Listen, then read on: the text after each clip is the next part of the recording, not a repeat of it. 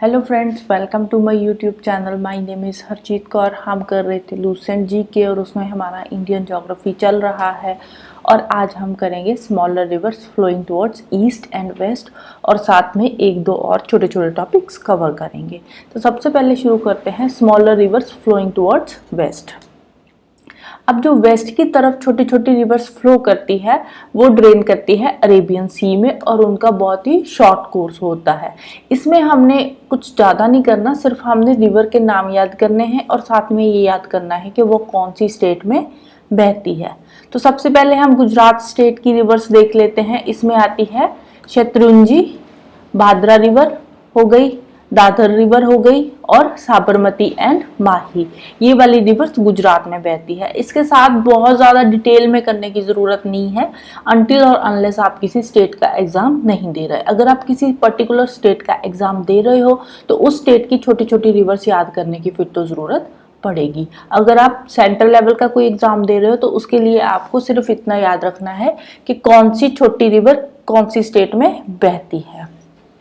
तो गुजरात में कौन कौन सी थी? शत्रुंजी, भादरा, दादर एंड साबरमती एंड माही। साबरमती माही गुजरात की फेमस रिवर्स है, ये तो सुना ही होगा, याद भी रहेगी।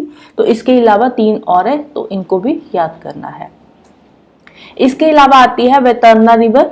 वैतरना कहाँ से राइज होती है? Trimbak hills in Nashik district at the elevation of 670 metre. तो वैतरना रिवर जो है वो बहती है महाराष्ट्र में, बस इतना याद रखना है। फिर बात आती है काली नदी की। काली नदी राइज होती है बेलगांव डिस्ट्रिक्ट में और कारवार बे में फॉल कर जाती है। तो ये बेसिकली बहती है कर्नाटका में। फिर आता है बेतती रिवर। बेतती रिवर जो है वो हुबली धारवाड़ में पड़ती है एंड फिर उसके बाद इसका कोर्स जो है वो कुछ 161 किलोमीटर तक का पड़ता है। तो बेसिकली ये रिवर भी कर्नाटका की ही है, ठीक है। काली नदी हो गई, बेतती हो गई।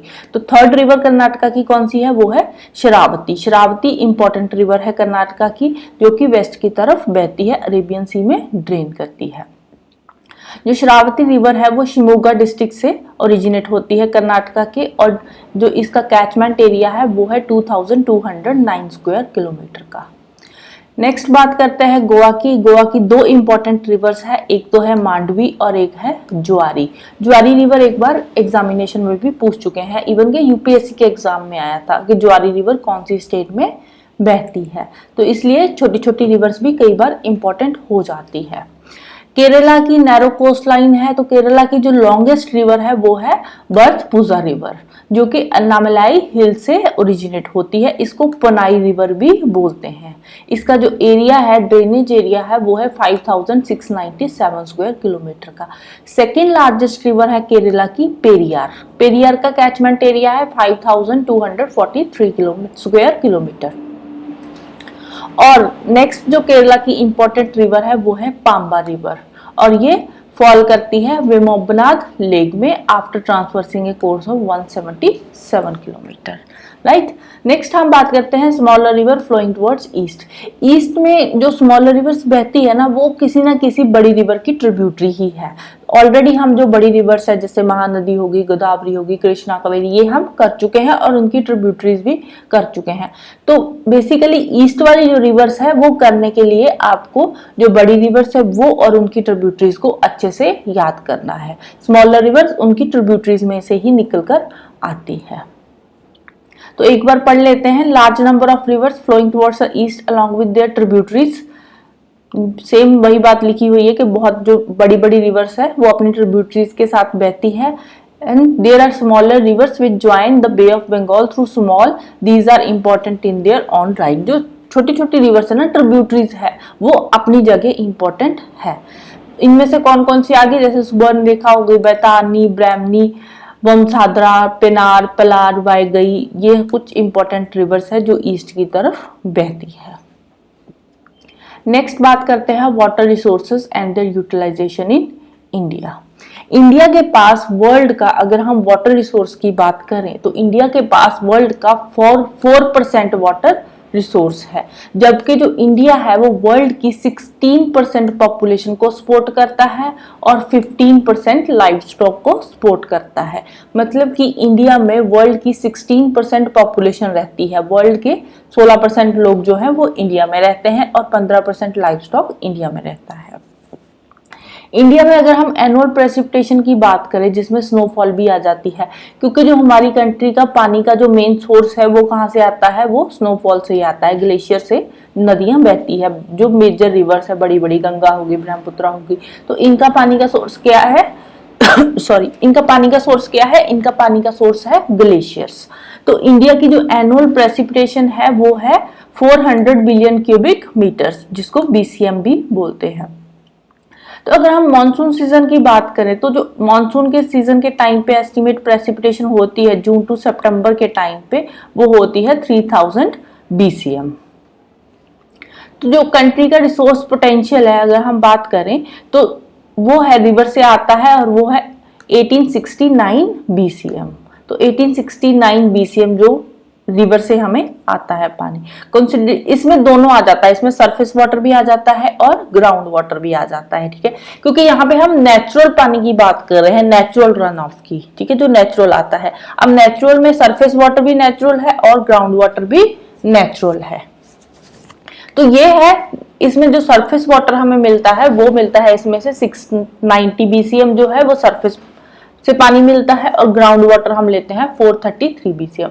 अब सरफेस वाटर कौन सा हो गया, सरफेस वाटर होता है जैसे लेक्स हो गए, पॉन्ड्स हो गए, कैनाल्स हो गए, तो ये सरफेस वाटर के सोर्सेस है। ग्राउंड वाटर होता है जो हम ट्यूबवेल लगा के धरती के अंदर से पानी निकालते हैं, वो होता है ग्राउंड वाटर। इंडिया के जो वाटर रिसोर्सेज हैं उनको दो पार्ट्स में डिवाइड किया हुआ है, एक है सरफेस वाटर रिसोर्स, दूसरा है अंडरग्राउंड वाटर रिसोर्स। नेक्स्ट बात करते हैं sources of irrigation in India. India के में इरिगेशन के कौन कौन से सोर्सेस है। तो सबसे पहले आता है वेल एंड ट्यूब वेल्स। तो जो इंडिया की टोटल इरिगेशन जितनी भी होती है उसमें से 55.9% जो इरिगेशन होती है वो होती है वेल एंड ट्यूब वेल से, और 31.4% होती है कैनाल से, 6.1% होती है टैंक से, और 6.6% में आते हैं अदर सोर्सेज जिसमें डॉन्ग्स, कुल्स, स्प्रिंग्स, ये सब चीजें आ जाती हैं। नेक्स्ट हम बात करते हैं पावर रिसोर्सेज ऑफ इंडिया। अब पावर रिसोर्सेज में इंडिया के पास एक तो फॉसिल फ्यूल्स है, ठीक है, फॉसिल फ्यूल्स इंडिया यूज करता है। इसके अलावा इंडिया के पास बहुत सारे रिन्यूएबल एनर्जी रिसोर्सेज भी है। रिन्यूएबल एनर्जी रिसोर्स वो होते हैं जिनको हम बार बार यूज कर सकते हैं, जैसे कि हाइड्रो इलेक्ट्रिक पावर हो गई, थर्मल पावर हो गई, न्यूक्लियर और एटॉमिक पावर हो गई, सोलर एनर्जी हो गई, विंड एनर्जी हो गई, टाइडल एनर्जी हो गई, बायोगैस हो गया, ये सारे इंडिया के रिन्यूएबल पावर रिसोर्सेज है। अब जैसे फॉसिल फ्यूल है, फॉसिल फ्यूल नॉन रिन्यूएबल में आएगा क्योंकि इसको हम एक बार यूज कर सकते हैं, बार बार यूज नहीं कर सकते हैं। नेक्स्ट बात करते हैं मल्टीपर्पज प्रोजेक्ट्स की। मल्टीपर्पज रिवर वैली प्रोजेक्ट्स को जवाहरलाल नेहरू जी ने टेम्पल्स ऑफ मॉडर्न इंडिया बोला था।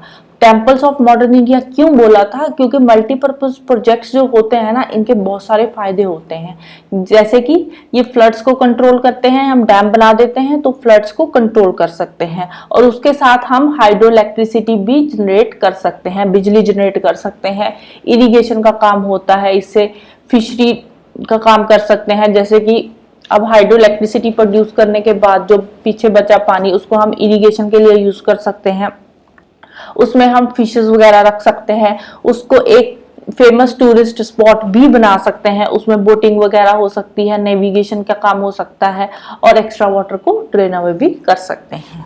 तो इन प्रोजेक्ट्स का मेन एम क्या होता है, इन प्रोजेक्ट्स का एम होता है रिवर वैलीज की ऑलराउंड डेवलपमेंट करना। तो जो कालेश्वरम लिफ्ट इरिगेशन प्रोजेक्ट है ये वर्ल्ड का largest multi stage lift irrigation project है, सॉरी ये प्रोजेक्ट है, प्रोटेक्ट लिखा हुआ है यहाँ पे, वर्ल्ड का largest multi stage lift irrigation project है। इसको 2019 में इनॉग्रेट किया था तेलंगाना के सीएम चंद्रशेखर राव जी ने, कहाँ पे, भूपालपल्ली, कालेश्वरम, तेलंगाना में। Right. So this is all about today. Next हम करेंगे मल्टीपर्पज रिवर वैली प्रोजेक्ट, कि कौन सी रिवर पे कौन सा प्रोजेक्ट बना हुआ है ये पढ़ेंगे, और साथ में ट्रांसपोर्ट का थोड़ा बहुत पार्ट भी देखेंगे। तो जाने से पहले वीडियो को लाइक कर देना, शेयर कर देना और चैनल को सब्सक्राइब कर लेना। Thank you, bye bye and have a nice day.